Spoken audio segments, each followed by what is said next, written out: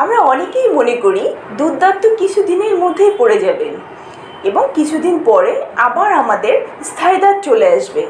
তাহলে তো দুধ দাঁতের কোনো যত্ন নেওয়ার বা চিকিৎসা নেওয়ার কোনো প্রয়োজন নেই। তবে গবেষণা বলছে যে দুধ দাঁতেরও যত্ন নিতে হয়। আজকে আমরা জানবো যে কেন আমাদের দুধ দাঁতের যত্ন নিতে হয়। শিশুর যথাযথ পুষ্টি নিশ্চিত করতে প্রয়োজন হয় সুস্থ এবং সবল দাঁত। শিশু সুস্থ সবল দাঁতের মাধ্যমে খাবারকে যথাযথভাবে চিবানোর মাধ্যমে তা হজমের উপযোগী করে। এতে শিশুর খাবারের রুচি এবং ইচ্ছা বৃদ্ধি পায় এবং যথাযথ পুষ্টি নিশ্চিত হয়।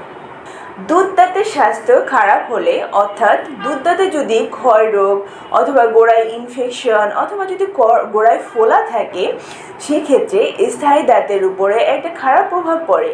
কেননা দুধ দাঁতের শিকড়ের নিচেই স্থায়ী দাঁত আস্তে আস্তে বড় হতে থাকে।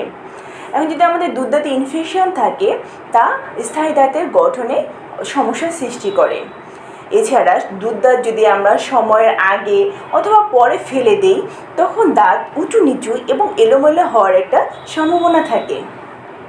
এছাড়া তৃতীয়ত হচ্ছে বাচ্চার উচ্চারণ স্পষ্ট হওয়া, সুন্দরভাবে কথা বলা, আবৃত্তি, গান, চোয়ালের গঠন এবং আকৃতি ঠিক হওয়ার জন্য দাঁতের সুস্থতা কিন্তু অনেক বেশি জরুরি। এছাড়া আমাদের স্থায়ী দাঁত কোন স্থানে আসবে, এই দিক নির্দেশনাও কিন্তু দুধ দাঁত প্রদান করে থাকে।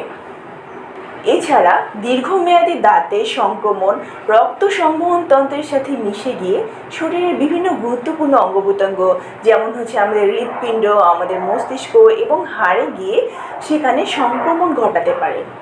এছাড়া চোয়ালের অন্যান্য অংশে ইনফেকশন ছড়িয়ে যেয়ে বড় ধরনের একটা সমস্যার সৃষ্টি করতে পারে।